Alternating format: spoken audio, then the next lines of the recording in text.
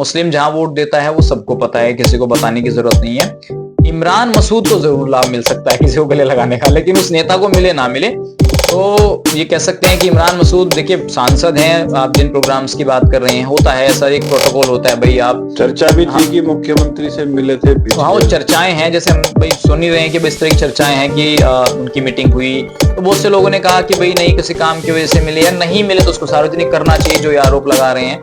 तो ठीक है, राजनीति में सब कुछ चलता है, लेकिन इमरान मसूद की सियासत अलग है और वो बड़ी मजबूती से यहाँ चुनाव लड़वाएंगे, जिसको भी लड़ाएं। लेकिन शहरी सीट तो मुझे लगता है कि ज्यादा बीजेपी के फेवर में रहेगी, क्योंकि संजय गर्ग जो है वो बीजेपी के साथ। यहाँ पर एक जो टिकट का मेन रहेगा कि वो किसको होगा। अभी तो विपक्ष के पास उम्मीदवार भी। नमस्कार, आप देख रहे हैं निष्पक्ष खबर। मैं हूँ प्रशांत त्यागी।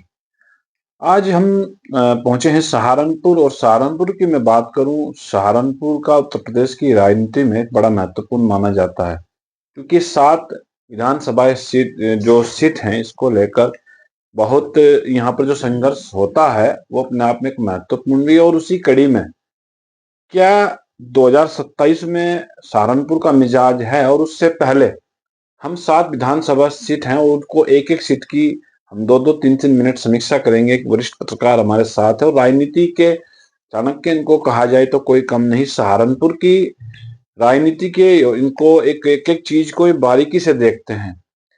अगर वर्तमान में सहारनपुर के 7 विधानसभा सीटों पर चुनाव हो जाए तो एक एक सीट का क्या स्थिति रहेगी और क्या मुद्दे वहां रहने वाले हैं, हम बात करेंगे सचिन चौधरी जी से। आप बीजीटी न्यूज के जो चेयरमैन हैं और अपने आप में पुरानी शख्सियत भी हैं और मीडिया लाइन के पुराने पत्रकार, एक कहा जाए तो कोई कम इनको बात नहीं होगी, क्योंकि एक राजनीति का इनको पुरोधा कहा जाता है मीडिया लाइन से। मैं बात करता हूं सचिन जी, आपका बहुत बहुत स्वागत। बहुत बहुत धन्यवाद प्रशांत जी आपका। सचिन जी, मैं बात करता हूँ सहारनपुर की। सहारनपुर 7 विधानसभा सीटें यहाँ पर हैं। जी बिल्कुल, नाम बताने की जो उसमें जरूरत नहीं, सबको पता है जी। अगर हालात के देखे जाए 27 में, क्योंकि 8 साल योगी सरकार को हो चुके हैं लखनऊ की राजनीति में, उत्तर प्रदेश की राजनीति में। उससे पहले अखिलेश यादव से वो सरकार छीन कर लेकर आए थे, सत्ता बड़ी बहुमत से बनी थी, 325 सीटें 2017 में उसको आई। जिसमें सहारनपुर की मैं बात करूं तो सहारनपुर से चाहे वो गंगो हो, नुकुड़ हो, देवबंद हो और उसके रामपुर मनिहारान हो, नगर हो, जी बिल्कुल, जो लगातार जो बीजेपी के पास सीटें गई थी वो चूंकि तो लगातार चली आ रही है। हाँ, 5 सीटें हैं। अगर अब बात करें हम 7 सीटों की, अगर वर्तमान की स्थिति को देखा जाए, क्योंकि लोकसभा चुनाव के बाद जो बीजेपी के अंदर एक गुटबाजी की लकीर खींची है, बिल्कुल, चाहे वो मुजफ्फरनगर, सहारनपुर, शामली या कोई सा भी डिस्ट्रिक्ट हो, उसके बाद क्या हालात हैं जी। तो मैं आपसे एक एक विधानसभा के बारे में पूछूंगा, क्योंकि बेहट से हम शुरुआत करते हैं जी बेहट में इस समय जो उमर अली सपा के विधायक हैं, बिल्कुल, और उन्होंने वहां पर जो उमर अली ने भाजपा के नरेश सैनी को चुनाव हराया था, और उसके बाद अब वहां जो समीकरण है, अगर अब वहां चुनाव होते हैं, क्या अगला वहां पर समीकरण, क्योंकि मैं देखा जाऊं इमरान मसूद से जिस तरीके से उमर अली का 36 का आंकड़ा है, बिल्कुल, क्या समीकरण इस बार होने वाले? देखिए प्रशांत जी, आपने पूरा एक पश्चिम उत्तर प्रदेश का भी खाका खींचने की कोशिश की है, तो मैं थोड़ा सा हम लोग चलते हैं 1980 के बाद से। आप देखेंगे कि 1980 में बीजेपी अस्तित्व में आई और 1984 के इलेक्शन में 2 सीटें जो हैं बीजेपी ने जीती, लेकिन उसके बाद पहली बार बीजेपी ने जो सरकार बनाई वो 90 के दशक में बनाई, जब आपने देखा होगा बाबरी मस्जिद का विध्वंस हुआ। और मैं ये कह सकता हूं कि बीजेपी 2017 के बाद उत्तर प्रदेश में अपनी जमीन को पूरे तरीके से फैलाने में कामयाब हुई। तो मैं ये कह सकता हूं कि बीजेपी के लिए प्रदेश में, पश्चिम उत्तर प्रदेश में सरकार बनाने के लिए विधायक तो चाहिए, लेकिन उतना बड़ा ग्राउंड बीजेपी अपना खुद बना नहीं पाई है, जितना हम कह सकते हैं कि भाई समाजवादी और बसपा का ग्राउंड है। लेकिन 17 से और अब 24 आ गया, 25, तो ये जो ग्राउंड तैयार हुआ है बीजेपी का, ये अभी तैयार ज्यादा हुआ है। ठीक है, पहले घटनाएं हुई हैं, उनसे बीजेपी को जरूर पुशबैक मिला है। अब आपने बात की सहारनपुर, पश्चिम उत्तर प्रदेश के मुजफ्फरनगर और शामली में गुटबाजी की। जाहिर सी बात है, हम लोग देख रहे हैं कि भाई पश्चिम उत्तर प्रदेश में तीनों अलग-अलग जिलों में गुटबाजियां हैं, इसमें कोई दो राय नहीं है। संगीत सोम और मंत्री संजीव बालियान जी के बीच जो चल रहा है उसे कोई नकार नहीं सकता। जो वहां पर उमेश मलिक विधायक रहे हैं और संजीव बालियान जी के बीच वो क्या हुआ, वो कोई छिपी बात नहीं है। कैराना में प्रदीप चौधरी वीरेंद्र सिंह जी के बीच क्या हुआ, कैराना विधानसभा में आप देख सकते हैं मनीष चौहान अनिल चौहान के बीच क्या हुआ। फिर गंगों में आ जाइए, जो बात र्यूमर्स हैं कि भाई कीरत सिंह और प्रदीप चौधरी जी के बीच कहीं चुनाव के बाद कुछ तल्खियां आई हैं, ऐसे धर्म सिंह सैनी और मुकेश चौधरी के बीच ले लीजिए। राघव लखनपाल शर्मा और राजीव गुंबर, राघव लखनपाल शर्मा वर्सेस कुंवर विजय सिंह हो रहा है। तो ये चीजें कहीं ना कहीं बीजेपी की अंदरूनी कलह तो है। अब आपने कहा कि भाई सातों सीटों का हम जिक्र करेंगे, तो आपने सबसे पहले बेहट विधानसभा को रखा है। पहले बेहट के जातिगत आंकड़े जो है प्रशांत जी वो समझने होंगे कि 1.5 लाख से पार वहां मुसलमान हो चुके हैं, जो कहीं ना कहीं एंटी बीजेपी वोट करता है। जिसमें आप दलित समाज को भी जोड़ लीजिए, वो भी एंटी बीजेपी वोट कर रहा है। तो उत्तर प्रदेश में दो ही तो जातियां हैं जो चाहती है कि बीजेपी सरकार जो है सत्ता में ना आए। सबसे पहले तो मुस्लिम है, फिर उसके बाद दलितों में भी, एससी समाज में भी जाटव जो है हमारे, वो चाहते हैं कि बीजेपी सत्ता में ना आए। तो मैं कह सकता हूं कि बीजेपी के खिलाफ बेहट में जो भी चुनाव लड़ेगा, चाहे वो उमर अली खान हो, चाहे वो शायान मसूद हो, चाहे वो इमरान मसूद हो, या फिर और कोई भी हिंदू चेहरा जो विपक्ष की सियासत को साधने में कामयाब हो सकता है, वो वहां से आज विधायक बन सकता है। आपने देखा होगा जगदीश सिंह राणा का परिवार वहां पर पहले विधायक रहा, मंत्री भी रहे। महावीर सिंह राणा बसपा में गए तो बसपा में जीते, जगदीश सिंह राणा समाजवादी में गए तो समाजवादी जीते। तो जो विपक्ष की सियासत करेगा वो जीतेगा। बेहट से पहले मुजफ्फराबाद थी, तो वहां कोई ऐसा खास इतिहास विपक्ष की सियासत का नहीं है प्रशांत भाई। तो मैं कह सकता हूं कि जो इंडिया गठबंधन है या पीडीए है वो बहुत मजबूत है। वहां कोई भी चुनाव लड़ेगा, चाहे उमर अली खान लड़े, चाहे और कोई खान या शेख या मलिक कोई गाड़ा लड़े, तो वो चुनाव जीत सकता है वहां। तो आपके हिसाब से देखा जाए तो बेहट में बीजेपी के लिए जो अच्छे संकेत नहीं है। बिल्कुल। उसके बाद जो हम आते हैं नुकुड़ विधानसभा पे, जिसको पहले सरसावा विधानसभा कहा जाता है, जिसको 02 नंबर हम बोलते हैं जी। नुकुड़ में जिस तरीके से धर्म सिंह सैनी के किले को ध्वस्त किया था मुकेश चौधरी ने, और धर्म सिंह सैनी उस समय अगर वो आज वहां से बीजेपी को उस समय ना छोड़ते तो शायद आज वही विधायक रहते और मंत्री भी सरकार में बने रहते। लेकिन कहीं ना कहीं भूल, उनसे बड़ी गलती हुई, वो भाप नहीं पाई स्थिति को, तो उसका आकलन को नुकसान उठाना पड़ा। बीजेपी में वापसी उनकी हुई, लेकिन एक बड़े दबाव के बाद, एक बड़े प्रेशर के बाद। हालांकि एक बार उनको वापस कर दिया गया था कि आपको बीजेपी में ज्वाइन नहीं करा रहे हैं। नुकुड़ जो मुकेश चौधरी को कहा जाता है कि मुकेश चौधरी वहां से चुनाव लड़ेंगे, और एक इसमें अंदर की मैं बता दूं, जो हमारे सूत्र बताते कि जब मुकेश चौधरी को टिकट वहां होने जा रहा था, उससे पहले पार्टी जो हाईकमान है उसने राघव लखनपाल से बोला था कि आप चुनाव नुकुड़ से लड़ लीजिए। उनके ही उन्होंने मना किया और मुकेश चौधरी का उन्होंने नाम वहां से रखा था कि मुकेश चौधरी को आप लड़ा दीजिए। तो मुकेश चौधरी की क्या स्थिति इस बार होगी? क्या वहां जो सानी और गुज्जर जो वर्सेस एक चलता है, क्या वो रहेगा, या धर्म सिंह सैनी वहां से फिर से बीजेपी उनको रिपीट करेगी, मुकेश चौधरी को इस बार ना मौका मिले या उनको मौका मिलेगा? क्योंकि गुज्जर एक नाराज भी है, तो कहीं ना कहीं पार्टी पे इस बार बड़ा दबाव सीट पर होगा। तो गुज्जर और सैनी का जो यहाँ समीकरण है, और प्लस में इमरान मसूद की भी वहां पर एक तैयारी है कि वो कहीं ना कहीं वहां किसी न किसी को लड़ाएंगे। बिल्कुल, क्योंकि कांग्रेस और सपा का अगर गठबंधन होता है तो हो सकता है कि वो कांग्रेस पर सीट चले जाए। तो क्या वहां होने जा रहा है? देखिए प्रशांत जी, थोड़ा सा नकुड़ में आने से पहले एक बात जो है बेहट के लिए मिस हो गई थी। बेहट में जैसे मैंने बताया कि भाई विपक्ष की सियासत का एक अच्छा खासा मैदान बेहट विधानसभा है, जो क्लियरिटी में दिखाता है कि 70 to 80% वहां पर विपक्ष के कैंडिडेट जीतते हैं। लेकिन यहाँ एक थोड़ा सा ये देखना होगा कि जो विधायकी का चुनाव लड़े नरेश सैनी जी, और जिनको टिकट नहीं मिला, महावीर राणा जी के अभय राणा, तो उनके अंदर भी कुछ ना कुछ कॉन्फ्लिक्ट्स रहे हैं उस दौरान। तो उस बीजेपी जब धड़ों में बटी हुई है, वहां साहब सिंह पुंडित भी टिकट मांग रहे हैं, वहां सोमेंद्र राणा भी टिकट मांग रहे हैं, वहां अभय राणा भी टिकट मांग रहे हैं, वहां नरेश सैनी भी टिकट मांग रहे हैं। तो बीजेपी में ही टिकट मांगने वालों की बहुत बड़ी लॉबी है। तो ये लॉबी कहीं ना कहीं बेहट में नुकसान कर दे। अब आपने नकुड़ की बात की, तो नकुड़ पे आ जाते हैं।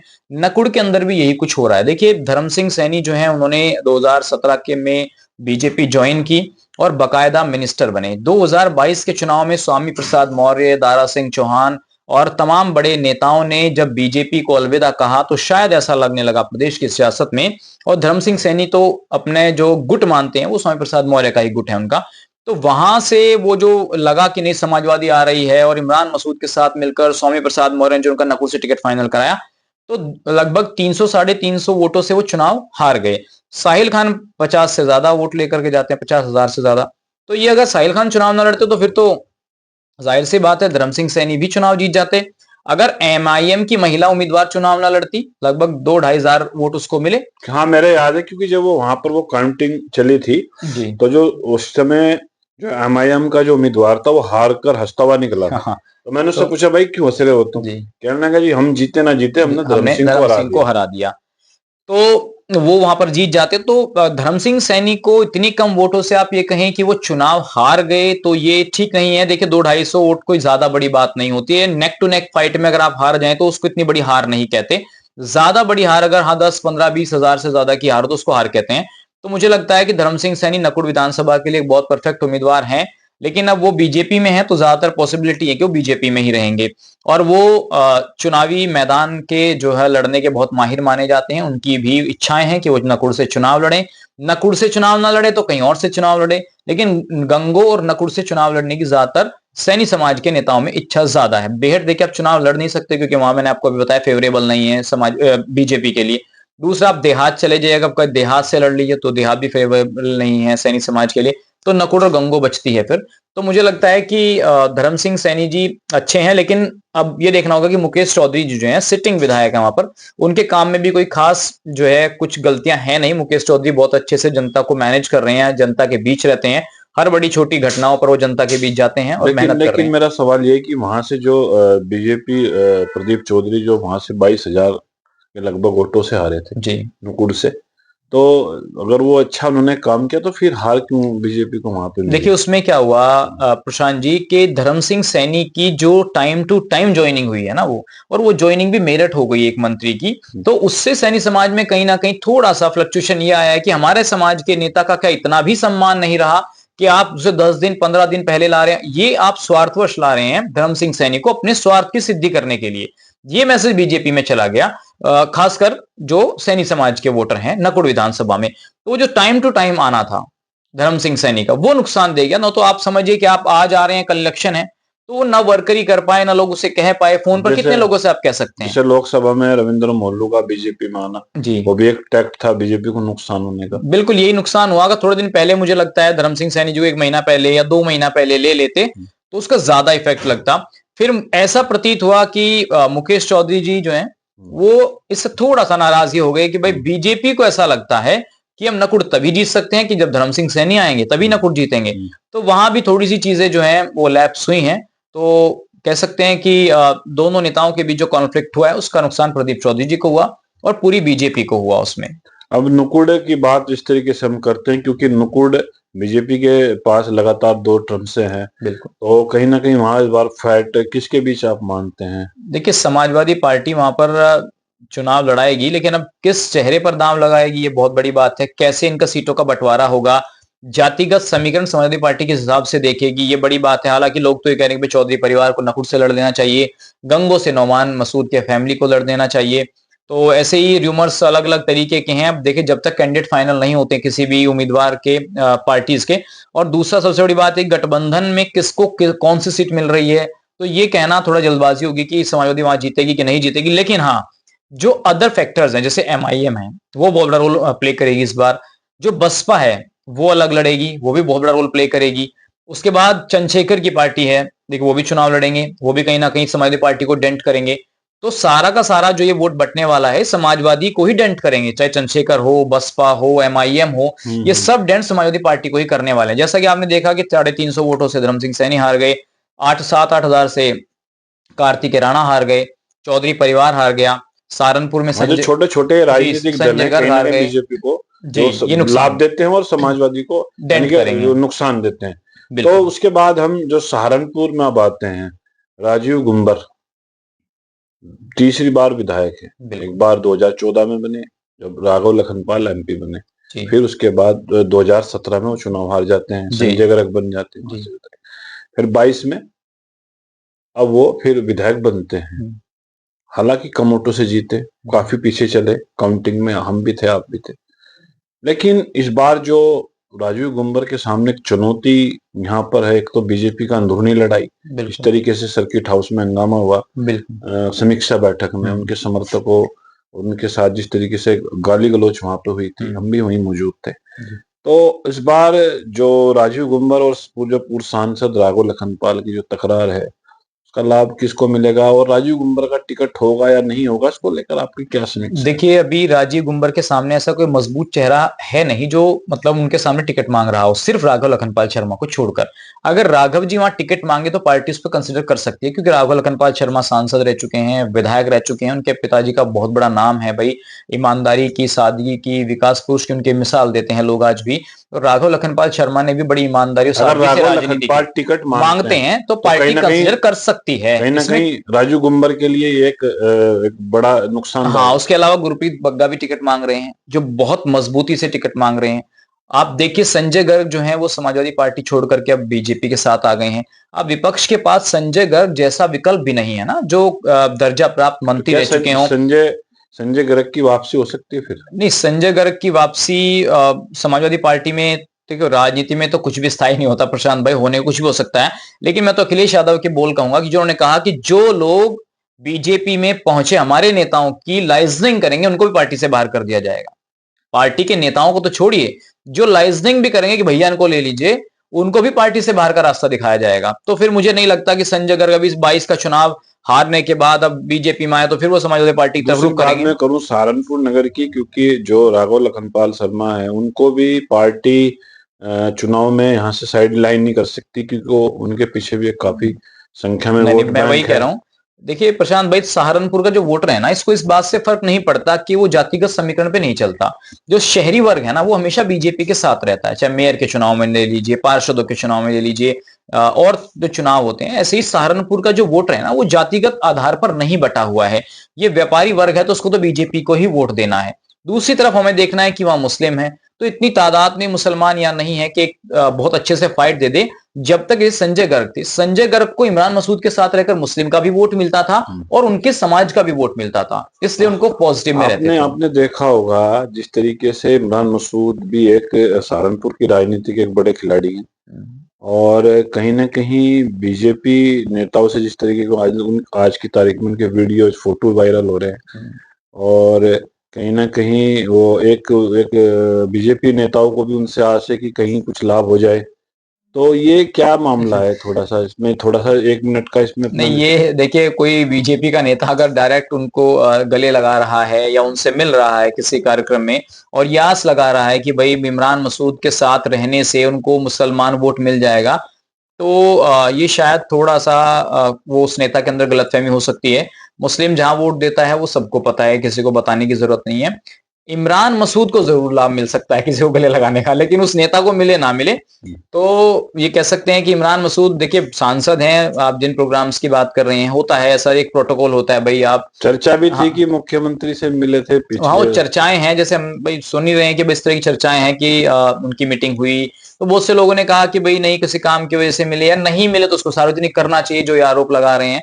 तो ठीक है, राजनीति में सब कुछ चलता है, लेकिन इमरान मसूद की सियासत अलग है और वो बड़ी मजबूती से यहाँ चुनाव लड़वाएँगे, इसको भी लड़ाएँ, लेकिन शहरी सीट तो मुझे लगता है कि ज़्यादातर बीजेपी के फेवर में रहेगी क्योंकि संजय गर्ग जो है वो बीजेपी के तो यहाँ साथ हैं। पर एक जो टिकट का मेन ये रहेगा कि वो किसको होगा। अब इस तो विपक्ष के पास उम्मीदवार भी ज्यादा प्रमुख तौर पर दावेदार सहारनपुर से नहीं, हर आदमी जो मुसलमान है वो ज्यादातर देहात की तरफ रुख कर रहा है, सहारनपुर देहात से चुनाव लड़ सहारनपुर, लीजिए, हाँ। रोही अंजुम भी चाह रही हैं, माजिद गाड़े भी चाह अब रहे हैं। हम चल रहे हैं जिस तरीके से आपने बताया, सहारनपुर में कहीं ना कहीं एक एक साफ स्थिति क्लियर नहीं है कि यहाँ क्योंकि यहाँ का जो हार जीत का आकलन होगा प्रत्याशियों के बिल्कुल, घोषित होने के बाद ज्यादातर होगा। मुझे लगता है बीजेपी के फेवर में जिस ही होगा। तरीके से फेवर की लोकसभा चुनाव में यहाँ नैरेटिव एक वोट परसेंटेज बहुत कम हुआ, उसका बिल्कुल, बीजेपी को भारी नुकसान हुआ, क्योंकि सहारनपुरी वो सीट थी लोकसभा की, लोकसभा में सहारनपुर नगर की वो विधानसभा थी जिससे बीजेपी को बड़ी आस थी, बिल्कुल। लेकिन वो कहीं ना कहीं वो नहीं मिला, और बहुत कम मात्रा में वोट कम होने से बीजेपी को देखिए उसका नुकसान। विधायकों को उसकी जिम्मेदारी लेनी चाहिए प्रशांत भाई, चाहे वो कैराना हो, चाहे सहारनपुर हो, चाहे मुजफ्फरनगर हो, ये विधायकों की जिम्मेदारी बनती है। सांसद को भाई 5 विधानसभा में कहाँ कहाँ खींचेंगे,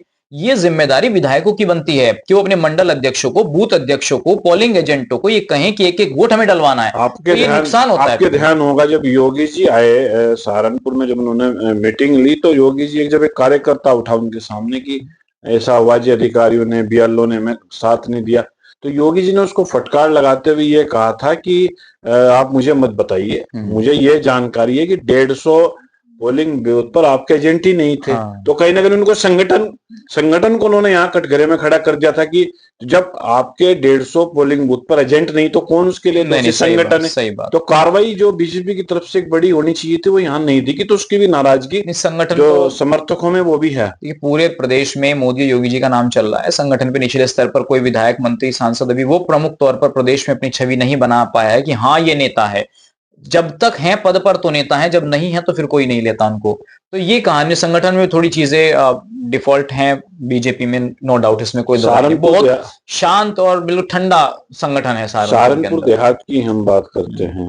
सहारनपुर देहात में जिस तरीके से आसू मलिक वहां विधायक हैं, मुजफ्फरनगर डिस्ट्रिक्ट के रहने वाले हैं, विधायक बने, लेकिन यहाँ इमरान से उनका 36 का आंकड़ा हुआ, बहसबाजी हुई, एक दूसरे के प्रति आरोप प्रत्यारोप चले। अब बताया जाता है कि माजिद अली वहां से इस बार बसपा से टिकट लेकर आ रहे हैं जी। और कहीं ना कहीं इमरान मसूद का उनका अपना व्यवहार ठीक नहीं है। तो क्या माजिद अली को भी सपोर्ट अंदर खाने से हो सकती है आसू मलिक को रोकने के लिए? नहीं, देखिए अभी 2024 का चुनाव माजिद अली लड़े थे ना, तो कहीं ना कहीं बीजेपी को नुकसान कुछ ना कुछ तो हुआ ही होगा उस चीज से। लेकिन समाजवादी पार्टी या गठबंधन कैंडिडेट को इतना नुकसान होता हुआ नजर नहीं आया, क्योंकि बसपा को लेकर मुसलमानों के अंदर ये बात है, हो चुकी है पिछले कई वर्षों से, कि बहन जी उस प्रमुखता से तौर पर आक्रामकता से काम नहीं कर रही हैं जो फ्लुएंसी उनको दिखानी चाहिए। तो मुसलमानों में बहुत अभी विश्वास नहीं है। थोड़ा बिरादरीवाद पर यदि मुसलमान चला जाए, आशू मलिक तेली बिरादरी से आते हैं, माजिद जो है गाड़ा बिरादरी से आते हैं, तो कहीं ना कहीं थोड़ा बहुत मुझे लगता है कि 5-7 हजार का डेंट कर पाएंगे समाजवादी पार्टी को। के लिए कुछ उम्मीद है? नहीं, कोई खास उम्मीद नहीं है। वहां पर समाजवादी पार्टी कैंडिडेट हैं आशू मलिक। आशू मलिक के अलावा कोई भी चुनाव लड़ेगा गठबंधन से तो वही चुनाव जीतेगा वहां पर। बशर्ते ये है कि माजिद के अलावा या और कोई मुस्लिम अगर प्रमुखता से चुनाव लड़ते हैं और वोटों का ध्रुवीकरण होता है। शाहनवाज खान भी एक टैक्ट है, 35,000 से जीत रहे हैं आशू मलिक को हल्के। मैं कह रहा हूँ कि शाहनवाज खान भी एक बड़ा टैक्ट है। इमरान मसूद उनको लिए घूम रहे हैं। अब वो कह रहे हैं कि उनको चुनाव लड़वाएंगे, लेकिन बहुत से लोगों के अंदर रूमर्स ये हैं कि पहले आप देख लीजिए किसको चुनाव लड़वाया है तो साथ रहे हैं। तो मुझे लगता है कि अभी चीजें थोड़ा जल्दबाजी होगी कहना कि शहनवाज को लड़ेंगे, लेकिन शहनवाज खान पूरे सहारनपुर जिले में एक ही विधानसभा ऐसी है जहां 2 विधायकों की निधि लग रही है, आशू मलिक जी की और शहनवाज खान जी। तो शहनवाज भाई तैयारी कर रहे हैं, मौजूदा एमएलसी हैं, 28 में उन्हें कार्यकाल पूरा होगा, 27 में चुनाव है। अब देखना होगा वो इस्तीफा देते हैं या भाई अपने फादर को चुनाव लड़वाएंगे। तो ये काफी अब जो मैं बताता हूँ गंगो बड़ी क्रिटिकल से बढ़िया, और जिस तरीके से वहाँ कोमल चौधरी पर करंट चला और उसके बाद वहां पर हंगामा काफी हुआ, लाठीचार्ज हुई और आरोप पूर्व सांसद की तरफ भी गई सुनी कि भाई उनके कार्यकर्ता थे, उनके समर्थक थे, वो नहीं किरत सिंह को बचा पा रहे हैं, उनकी लोकप्रियता को। उसके बाद कोमल चौधरी का आरोप था कि नहीं किसी का समर्थन नहीं है, मेरे साथ अन्याय हुआ, ये हुआ और वो कोमल चौधरी को सस्पेंड भी पार्टी से किया गया, निष्कासित भी किया गया। तो कोमल चौधरी यहाँ बीजेपी के लिए बड़ी खास बनती दिख रही है। बिल्कुल बिल्कुल। तो क्या इस गंगों को लेकर आप देखिए, सहारनपुर जिले में एक विधायक हैं किरत सिंह, जो बहुत बढ़िया तरीके से जनता के बीच काम कर रहे थे और हर किसी का फोन उठाना, बाहर भी हैं तो फोन उठाते थे और ये रिस्पॉन्स लोगों की तरफ से आने लगा कि भाई किरत सिंह बहुत अच्छा काम कर रहे हैं, जिनके अधिकारियों में पकड़ है और जनता के बीच रहते हैं, ऐसा कोई दुख सुख क्षेत्र में नहीं है जो ना छोड़ते थे। पुराने कार्यकर्ता में देख रहा था कि पुराने वो कार्यकर्ता रहे जी, पुराने कार्यकर्ता थे, बहुत लेवल से उन्होंने राजनीति की शुरुआत की, वो काम करना भी जानते हैं उन्होंने। सतपाल को कहा था दोनों की जोड़ी, बिल्कुल, वो जो जोड़ी ये काम अच्छा करते हैं, दो उनके भाई खुद मैदान में, फिर किरत सिंह सतपाल सिंह मैदान में और अच्छा काम करे थे। लेकिन जो कोमल प्रकरण हुआ है और लंबे समय तक जो ये प्रकरण चला है, इसने कहीं ना कहीं बीजेपी की छवि को गंगों में धूमिल करने का काम किया है। और मुझे लगता है कि जब आरोप लगते हैं तो जाहिर सी बात है कुछ चीजों का नुकसान जरूर होता है। तो प्रशांत भाई, चीजें थोड़ा डाउन हुई हैं, इसमें कोई दो राय नहीं है, गंगों के अंदर जो आरोप लगे हैं, लेकिन इन आरोपों की अभी तक कोई सत्यता खास बाहर नहीं आ पाई है। तो अब देखना होगा कि किरत सिंह के ऊपर जो आरोप लगे हैं उनको लेकर जनता कितनी गंभीरता से खड़ी होती है। लेकिन विपक्ष के अंदर जो भूमिका है वहां पर कि एक तरफ नौमान मसूद लड़ते हैं, एक तरफ चौधरी परिवार लड़ता है, और जो ये वोटों का ध्रुवीकरण होता है इसमें बीजेपी को लाभ हो जाता है। अगर एक चुनाव लड़े तो मुझे लगता है बहुत नेक टू नेक फाइट होगा। इस बार गंगों में बीजेपी को टक्कर मिलने जा रही है? टक्कर तभी मिलेगी अगर एक चुनाव लड़े। अगर कोई एक चेहरा चुनाव लड़े तो, और खासकर नोमान मसूद की तरफ से कोई हिंदू चेहरा चुनाव लड़े, वो भी बटार खाप से कोई चुनाव लड़े, तो मैं कह सकता हूं कि वो ज्यादा compete करेगा। चौधरी परिवार है, अगर वो अकेले चुनाव लड़ते हैं तो चौधरी परिवार भी बहुत अच्छा चुनाव वहां लड़ेंगे। तो और अगर दोनों रहे, आप किस राजनीतिक दल की मांग? समाजवादी पार्टी से रहेगी फाइट तो प्रदेश भर में। बसपा का कोई, बसपा सिर्फ वोट कटवा साबित होगी। भले ही बहन जी अब जो है थोड़ा सा जंप कर रही है, लेकिन सबके अंदर ये बात है, तो सिर्फ उनके वोटर को छोड़ के सचिन जी, अदर वोटर साथ नहीं लगे। बसपा कमजोर होती है, बसपा ग्रोथ नहीं करती, तो वो वोट अगर दलित जो वोट है वो समाजवादी तरफ जाए, बिल्कुल बिल्कुल बिल्कुल बिल्कुल, यही तो कारण है कि बहन जी जंप कर रही हैं, कम से कम उनका वोट तो वहीं रुके भाई, बहन जी का वोट वहां रुक जाए, बहन जी का वोट उनके पास रुक जाए, वो सपा पर ना जाए, चंद्रशेखर अपना वोट ले जाएं, तो मुसलमान उनके साथ चले जाएं बसपा से कॉम्बिनेशन में, तो ये समाजवादी पार्टी को डेंट करने वाली बात है। अगर बसपा का उदय नहीं होगा तो फिर वो वोट बीजेपी को हराने के लिए समाजवादी पार्टी पे शिफ्ट होगा। अब मैं बात करता हूँ देवबंद लोकसभा विधानसभा की। देवबंद विधानसभा की जो सीट है, देवबंद विधानसभा सीट जो हॉट सीट मानी जाती है, और वहां ब्रजेश सिंह समय विधायक है 2 योजना से 17 से, और कहीं ना कहीं उनको कहा भी जाता है कि मुख्यमंत्री के नजदीक करीबी है, और जिस तरीके से उनको लेकर कहीं ना कहीं राघव और जो नेताओं से उनका 36 का, जो बीजेपी के नेताओं से उनका आंकड़ा बताया जाता है कि 36 का आंकड़ा है, तो देवबंद क्योंकि 3,52,000 वहां पर वोटर्स है, जिसमें से 1,15,000 मुस्लिम वोट है, तो जो एक तो खतरा उनके लिए सबसे बड़ी चीज है। दूसरा, अगर वहां जातीय समीकरण देखा जाए, राजपूत, गुज्जर, ब्राह्मण, त्यागी और मुस्लिम, दलित, तो काफी वर्ग का वहां हर वर्ग का अपना वोट बैंक है। बिल्कुल। क्या चुनौती उनके सामने इस बार ब्रजेश सिंह के वहां रहने वाली? देखिए प्रशांत भाई, कोई एक बार भी विधायक रह लेना तो लगभग 30-40% वो एंटी इनकम्बेंसी गेन कर लेता है। दूसरी बार रिपीट होने में अगर वो अपने दम पर चुनाव लड़ता है और अपने दम की राजनीति करता है तो मैं तब कह रहा हूं। बाकी अगर आप पार्टी के नाम पर राजनीति करते हैं, पार्टी के नाम पर वोट लेते हैं, सनातन हिंदुत्व के नाम पर, राष्ट्र के नाम पर वोट लेते हैं, तो आप जीत सकते हैं, इसमें कोई दो राय नहीं। लेकिन वो मंत्री भी रह चुके हैं भाई, तो मंत्री रहने के बाद इतना समय आप क्षेत्र में नहीं दे पाते। अदर जो हमारे कॉम्पिटिटर होते हैं, जैसे मनोज चौधरी है, कार्तिकेय राणा है, मावियाली है, वो ज्यादा टाइम वहां दे सकते हैं क्योंकि वो विधायक नहीं है और उनके पास जनता की सेवा के अलावा कोई काम नहीं है। लेकिन मंत्री के पास क्या है कि गौतम बुद्ध नगर का भी प्रभार है, तो उनको वहां भी समय देना है, प्रदेश में भी समय देना, तो क्षेत्र में इतना समय वो दे नहीं पाते हैं। और फिर जो पावर होती है ये कुछ ऐसी चीजें लेकर के आती है कि आपको जनता के बीच कुछ नेगेटिविटी पैदा कर देती है, जैसा कि ये पार्टीबाजी खड़ी कर दी, ऐसा आरोप लग रहा है। राघव लखनपाल शर्मा का जो प्रकरण है उससे कहीं ना कहीं त्यागी ब्राह्मणों में एक थोड़ी सी नाराजगी है। फिर मान लीजिए गुर्जर समाज के लोग हैं, वो क्या फैसला करेंगे, क्या प्रत्याशी आते हैं, उनके साथ कैसा उनका जाना होगा।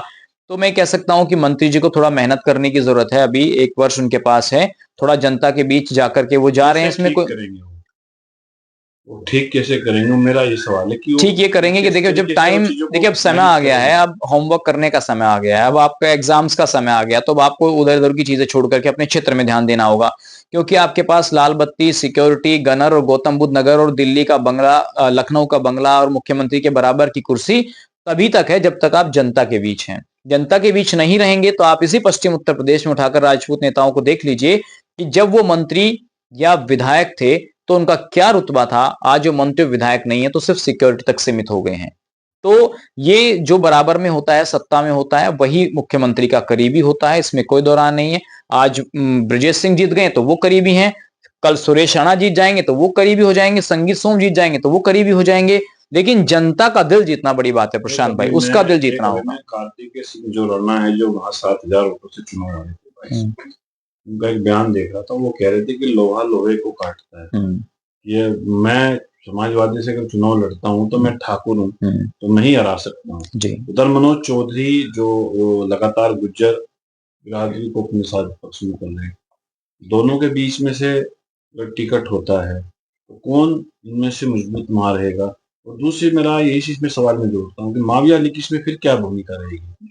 देखिए मावियाली जी को, मावियाली जी भी हैं, मावियाली जी अभी हमने जो पता लगा कि भाई वो भी ज्यादा प्रमुखता से टिकट नहीं मांग रहे हैं मावियाली जी, लेकिन हो सकता है भाई आने वाले समय 2-4 महीने बाद वो टिकट मांगना शुरू कर दें। अभी सबसे प्रमुख तौर पर हम देख रहे हैं कि मनोज चौधरी इस तरीके से काम कर रहे हैं कि जैसे बस चुनाव 2 महीने बाद होना है। इस तरीके से तेरवियों में जाना और उनके सब सोशल मीडिया को जो हम देख रहे हैं लगातार, तो जनता के बीच रहते हैं। कार्तिकेय सिंह राणा को लगता है कि उनको कहीं न कहीं कुंवर बृजेश सिंह ने सत्ता का दुरुपयोग कर चुनाव हरवाया है। तो यदि दुरुपयोग करने की बात आएगी तो फिर तो वो 2027 के चुनाव में भी दुरुपयोग हो सकता है, जब तो विधायक थे, आज वो मंत्री हैं। तो इसमें कोई दो राय नहीं है। देखिए, जो भी चुनाव लड़ेगा, लोगों का ये कहना है कि इस बार बड़े दावेदारी से चुनाव लड़ा जाएगा और हर उम्मीदवार जिनके आपने नाम लिए हैं, कुछ पॉजिटिव चीजें हैं तो कुछ नेगेटिव भी है। देवबंद में क्या परिणाम मानते हो? देवबंद की सीट किसके पाले में इस बार जाती नजर? देखिए, देवबंद का चुनाव मैंने अभी आपको बताया, बहुत अच्छा चुनाव होगा और नेक टू नेक चुनाव होगा इस बार, क्योंकि काफी चीजें, जैसे कि मैंने बताया कि 10 साल जब कोई विधायक मंत्री रह लेता है तो कुछ एंटी इनकम्बेंसीज हो जाती हैं। और जहां तक मुसलमानों की बात है तो मुस्लिम और दलित वहां बहुतायत में है, तो दलितों का रुख भी बहुत महत्वपूर्ण रहने वाला है कि बसपा से कोई मुसलमान चुनाव ना लड़ जाए, ये बड़ी बात है। एमआईएम से वहां कौन चुनाव लड़ेगा मुस्लिम, ये बड़ी बात है। और कितना डेंट वो समाजवादी पार्टी को करेंगे, ये बड़ी बात है। लेकिन बहुतायत में वोट समाजवादी पार्टी के पक्ष में जाए। आपने बहुत सचिन जी साथ विधानसभा का आपने अच्छा आकलन किया। मेरा रामपुर है, रामपुर मनिहारन जो लास्ट है, रामपुर मनिहारन की मैं बात करता हूँ। वहाँ बीजेपी के विधायक हैं। पिछली बार जो 2017 के चुनाव में वो जो 500-700 वोटों से चुनाव जीते थे और 22 में 22,000। बिल्कुल सही। तो क्या उनको लेकर जाएंगे? क्योंकि गुज्जर एक धड़ा उनका उनके प्रति नाराज भी, उनको सामने खुलकर विरोध भी किया था। हालांकि ठंडे स्वभाव का उनको नेता माना जाता है देवेंद्र। संगठन के एक हिसाब से वो काम किया तो कार्यकर्ताओं के बीच वो हमेशा रहते हैं। लेकिन जो विरोधा होता है, कहीं ना कहीं विरोध होता है वहां पर उनका, और बताया जाता है कि जसवंत सैनी के बीच संबंध ठीक नहीं है आपस में, कहीं ना कहीं वहां पर विरोधाभास हो सकता है। तो क्या वहां पर कि चंद वहां पर भीम आर्मी भी, आजाद समाज पार्टी भी मजबूत से इस बार तैयारी में, बिल्कुल क्या समीकरण है? देखिए प्रशांत जी, पिछले 10 वर्षों के अगर हम पूरे कैलकुलेशन करें वहां, तो रविंद्र मोल्लू एक बहुत मजबूत नाम रामपुर विधानसभा में उभर कर आया। लेकिन बसपा की सरकार जाने के बाद जो बीजेपी में आना और फिर बीजेपी छोड़ना, जब कीरत सिंह का चुनाव था 2019 में, वो बीजेपी में आ गए। फिर उन्होंने 2022 के चुनाव में फिर बीजेपी को छोड़ दिया, फिर बसपा में चले गए। चुनाव भी लड़े लेकिन चुनाव हार गए। 22,000 से, जैसा कि आपने कहा कि देवेंद्र ने वहां चुनाव जीते, तो रविंद्र मोल्लू की हवा वहां निकल गई। अगर रविंद्र मोल्लू वहां नेक टू नेक फाइट देते तो हो सकता था कि इस चुनाव में बड़ी मजबूती के साथ सामने आते, लेकिन वो बीजेपी में चले गए। तो रविंद्र मोल्लू से ही ज्यादा उनको डिफीट होने का खतरा बना हुआ था। लेकिन एक चेहरा और है वहां जो बड़े प्रमुख दावेदारी रखते हैं, विनोद तेजियान। बहुत अच्छा भाषण देते हैं, ज्ञान बहुत है, लेकिन जनता के बीच उस हिसाब से पकड़ नहीं बना पाते हैं, क्योंकि वो 5 साल अपना बिजनेस करते हैं, जब चुनाव आता है टिकट तो चुनाव लड़ते हैं। समाजवादी के जो बड़े नेता उनसे नहीं, समाजवादी पार्टी में ही है वो, तो समाजवादी में है। लेकिन मैंने कार्यक्रमों में देखा, 1-2 कार्यक्रमों में, तो कहीं ना कहीं वहां दिखा था उनके प्रति विरोधाभास। तो अब देखिए, उनके अलावा कोई विकल्प नहीं है ना। विवेकानंद चुनाव लड़े थे, क्या चुनाव लड़े वो? भी यहाँ से तैयारी में, ठीक है, लड़ लीजिए, उसमें कोई दोहराई नहीं है। लेकिन वोट जो है बीजेपी के सामने, गुजर वोट बैंक यहाँ कहाँ जाता है? गुजर वोट बैंक ज्यादा बीजेपी की तरफ ही जाएगा जहां तक। बिल्कुल, अगर देखिए विनोद तेजान चुनाव लड़ते हैं तो गुजरों को थोड़ा सा अपनी तरफ खींच सकते हैं, बशर्ते उनको मेहनत करनी पड़ेगी। गुजर समाज के बीच जाकर के उनको काम करना पड़ेगा। सोशल मीडिया पर अभी इतना एक्टिव वो दिखाई नहीं दे रहे हैं। तो मुझे लगता है कि देवेंद्र नीम वहां जो सिंपल, सोबर और ईमानदार चेहरा है बीजेपी के लिए, वो फेवरेबल हो सकते हैं। लेकिन उनको जो टक्कर देने की बात आती है, चाहे कमल वालिया हो, चाहे फिर आप तेजियान हो, तो तेजियान अगर मेहनत करते हैं तो वो ज्यादा फेवरेबल रहेंगे, क्योंकि चुनाव भी लड़ चुके हैं। 3,20,000 सीट पर मतदाता है, जिनमें गुज्जर 65 से 70,000 वोटर है, जिनकी बहुत महत्वपूर्ण भूमिका है। सैनी वहाँ पे काफी अच्छा वोट बैंक है। तो ज्यादातर एससी, और मुझे लगता है बीजेपी और से फाइट बढ़िया अच्छी फाइट होगी। लेकिन जो फेवरेबल है वो कहीं ना कहीं देवेंद्र नीम के पक्ष में है। यदि विनोद तेजान मेहनत करें और समाजवादी पार्टी गठबंधन से चुनाव लड़ें तो अच्छा चुनाव लड़ेंगे वो देवेंद्र नीम के सामने। नहीं तो फिर बीजेपी को ही मुझे लगता है ज्यादा बेनिफिट तो आप 7 सीटों का हमने एनालिसिस किया। अब आपसे मेरा आखिरी सवाल है, चलते चलते 7 सीटों में से सहारनपुर में आप कितने राजनीतिक दल को दे सकते हैं? भाजपा के पास कितनी सीट आ सकती है और विपक्ष के पास पीडीए? देखिए, सबसे बड़ी बात तो टिकट बंटवारे की है कि विपक्ष टिकट बंटवारा कैसे करता है। फिलहाल मुझे लगता है कि 4 सीटें बीजेपी के पास और 3 सीटें, इस बार 1 सीट विपक्ष की बढ़ सकती है। वो कहीं पर बढ़ जाए, गंगो बढ़ जाए, देवबंद बढ़ जाए। कौन कौन सी मानते हैं आप? मैं वही तो कह रहा हूँ कि भाई आप 4 सीटें कोई सी भी ले लीजिए, जो कहीं बढ़ सकती है, चाहे देवबंद बढ़ जाए, चाहे गंगो बढ़ जाए, चाहे नकुड़ बढ़ जाए, वो कहीं पर भी बढ़ सकती है। वो डिसाइड करेगा कि जब विपक्ष के उम्मीदवार हैं, वो कौन चुनाव लड़ रहे हैं।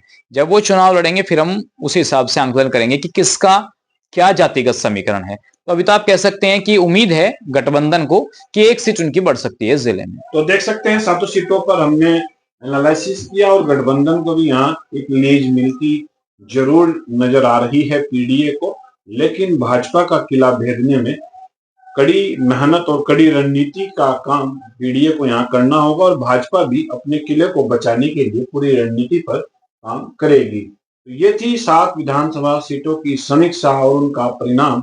देखिए, बने रहिएगा इस खबर पर, अपनी राय जरूर दीजिएगा। जय हिंद, जय भारत।